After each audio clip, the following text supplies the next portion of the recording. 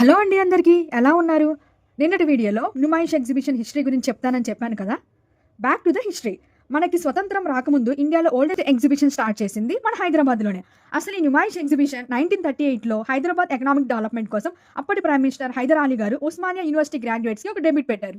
ఆ డెబిట్లో కొంతమంది స్టూడెంట్స్కి వచ్చిన ఐడియానే ఈ ఎగ్జిబిషన్. ఇంకొక ఇంట్రెస్టింగ్ ఏంటంటే హైదర్ అలీ గారి గ్రాండ్ డాటర్ ప్రెసెంట్ హీరోయిన్గా వర్క్ చేస్తున్నారు. ఆ హీరోయిన్ ఎవరో తెలిస్తే కమెంట్ చేయండి.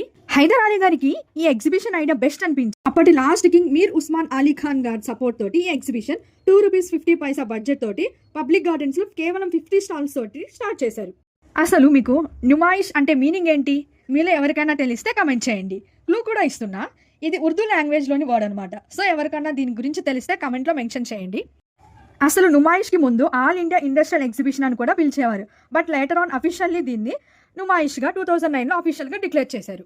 1938లో కేవలం 50 స్టాల్స్తో స్టార్ట్ చేసిన ఈ ఎగ్జిబిషన్ ప్రెసెంట్ 1000 పైగా స్టాల్స్ తోటి రన్ అవుతుంది. 1946లో ఈ ఎగ్జిబిషన్ని నాంపల్లి గ్రౌండ్స్కి షిఫ్ట్ చేశారు. అసలు ఈ ఎగ్జిబిషన్కి మెయిన్ పర్పస్ ఏంటంటే భారతీయ ఇండస్ట్రీస్ని ప్రమోట్ చేయడం, స్మాల్ స్కేల్ బిజినెస్కి సపోర్ట్ ఇవ్వడం, లోకల్ ఆర్టియన్స్ అండ్ హ్యాండీక్రాఫ్ట్స్కి పబ్లిక్కి చూపించడం. ఇనిషియల్లీ నుమాయిష్లో only handicrafts, cottage industries, Indian products మాత్రమే ఉండేది. టైంతో పాటు ఈ ఎగ్జిబిషన్ ఇండియాలోని బిగ్గెస్ట్ ఎగ్జిబిషన్ ఒకటిగా మారింది. Finally Numaish is not just an exhibition, it's Hyderabad emotion. ఇంతకీ మీరు ఎగ్జిబిషన్కి వెళ్ళారా? వెళ్తే మీ మెమరీస్ని కమెంట్లో షేర్ చేయండి.